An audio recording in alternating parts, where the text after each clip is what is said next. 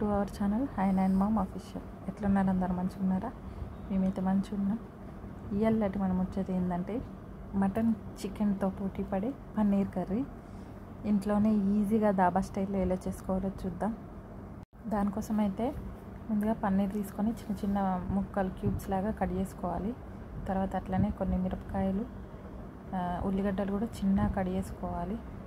Mixie కూడా పట్టుకోవచ్చు, mixie పట్టుకునేది ఉంటే మిక్సీ పట్టుకోవచ్చు. నేనైతే అట్లా చిన్న ముక్కలుగానే వేసిన.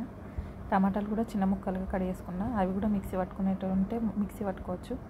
తర్వాత ఒక కడాయి తీసి అందులో ఆయిల్ పోసుకొని ఈ పన్నీర్ ముక్కలన్నీ వేసుకొని లైట్ గోల్డెన్ బ్రౌన్ కలర్ వచ్చేదాకా వేపుకోవాలి.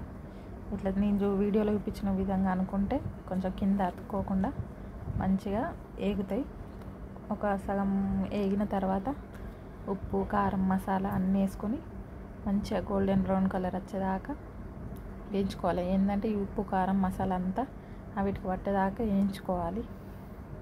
పన్నీర్కి ఇట్లా ఫ్రిడ్జ్లు ఉంటే వెంటనే తీసినాక వెంటనే చేయొద్దు, కొంచెం బయట పెట్టి అది మొత్తం కూల్ పోయేదాకా ఉంచాలి. ఎందుకంటే పన్నీరు కోసేటప్పుడు కానీ నూనెలో వేసినప్పుడు కానీ మొత్తం ఇట్లా విడిపోతుంది, ఇచ్చుకుపోతుంది.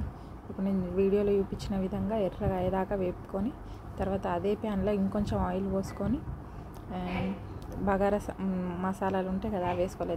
దాల్చిన చెక్క, యాలకులు, ఇంకా బగారాకు, తర్వాత కొంచెం జీలకర్ర కూడా వేసుకొని తర్వాత మిరపకాయలను చిన్న కట్ చేసుకున్న ఉల్లిపాయలు వేసి మంచిగా వేయించుకోవాలి. అవి కొంచెం నూనెలో వేగినాక కొంచెం ఉప్పు వేసుకోవాలి, ఎందుకంటే తొందరగా వేగిపోతాయి ఉల్లిగడ్డలు.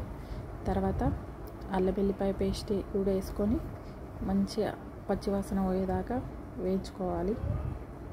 తర్వాత పసుపు వేసుకొని మంచిగా కలుపుకోవాలి. పన్నీర్ గ్రేవీ కావాలంటే ఈ ఉల్లిగడ్డల్ని ఫస్ట్ మనం పన్నీర్ వేయించిన తర్వాతనే అదే ఆయిల్లో ఉల్లిగడ్డలను పెద్ద పెద్ద ముక్కలు వేసుకొని తర్వాత టమాటాలు కూడా వేసుకొని దాన్ని వేపుకొని తర్వాత మిక్సీ పట్టుకొని గ్రేవీ తయారు చేసుకోవచ్చు. కానీ నేను ఇక్కడ గ్రేవీ వేస్తలేను కాబట్టి, కర్రీ వండుతున్నా కాబట్టి నేను చిన్న చిన్న ముక్కలుగా కట్ చేసుకున్న తర్వాత అల్లం, పసుపు వేసి మంచిగా అయిన తర్వాత మనం చిన్న కోసుకున్న టమాటా ముక్కలు కూడా ఇంట్లో వేసుకొని మూత పెట్టుకోవాలి కొంతసేపు అవి మగ్గడానికి. టమాటా ముక్కలు మొత్తం మెత్తగా ఉడికిపోవాలి, అందుకోసం మధ్య మధ్యలో మూత తీసుకుంటూ కలబెట్టుకోవాలి టమాటా ముక్కలు మొత్తం ఉడికేదాకా. ఇట్లా టమాటా సగం కంటే ఎక్కువ ఉడికిన తర్వాత అందులో తగినంత కారం వేసుకోవాలి. మీకు ఎంత ఇష్టం ఉంటే, నేనైతే ఇక్కడ 3 టేబుల్ స్పూన్ వేసిన, మేము కారం కొంచెం ఎక్కువనే తింటాం కాబట్టి. తర్వాత ఉప్పు కూడా వేసుకోవాలి.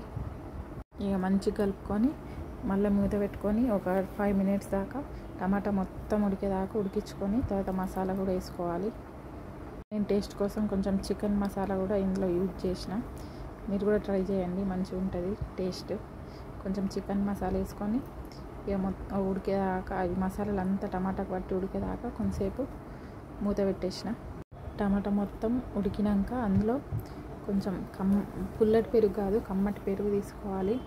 బాగా పుల్లగా ఉండద్దు. ఆ పెరుగుని మంచిగా ఇట్లా కలుపుకోవాలి, ఉండలు లేకుండా కలుపుకొని దాన్ని ఆ టమాటాల గ్రేవీలో వేయాలి. మంచిగా ఇక ఉండలు లేకుండా మొత్తం మంచిగా కలుపుకోవాలి. తర్వాత నేనైతే ఇక్కడ పెరుగు తీసుకున్న గిన్నెతోనే 2 గిన్నెలు వాటర్ పోసుకొని ఉంచుకోవాలి, ఎందుకంటే ఆ టమాటా ముక్కలు ఇంకా మంచిగా ఉడకడానికి. నేనైతే ఇక్కడ పెరుగు తీసుకున్న దాంతోనే 2 గిన్నెలు వాటర్ అయితే తీసుకున్నా, ఇంకా కూర చిక్కబడడానికి. తర్వాత ఒకసారి మంచిగా కలుపుకొని ఇక మూత పెట్టేసి సిమ్లో పెట్టి అది మంచిగా దగ్గరికి అయ్యేదాకా ఉడికించుకున్నా కొంతసేపు, ఒక 5 మినిట్స్. తర్వాత 5 మినిట్స్ మంచిగా ఉడికించుకున్న తర్వాత అందులో మనం వేయించుకున్న పన్నీర్ ముక్కలు వేసుకోవాలి. ఇంకా కొంచెం నెయ్యి కూడా వేసుకున్నా, నేనైతే నాకు నెయ్యి ఉంది కాబట్టి నెయ్యి వేసుకున్నా. బటర్ ఉంటే బటర్ కూడా వేసుకోవచ్చు, టేస్ట్ సూపర్ వస్తుంది. తర్వాత ఒక 5 మినిట్స్ అట్లా సిమ్లోనే పెట్టి మంచిగా పన్నీర్కి అంతా గ్రేవీ అంతా పన్నీర్కి పట్టేదాకా ఉంచుకోవాలి. తర్వాత స్టవ్ ఆఫ్ చేసుకోవాలి. ఇట్లా ఈజీగా టమాటో పన్నీర్ కర్రీ రెడీ అయిపోయింది.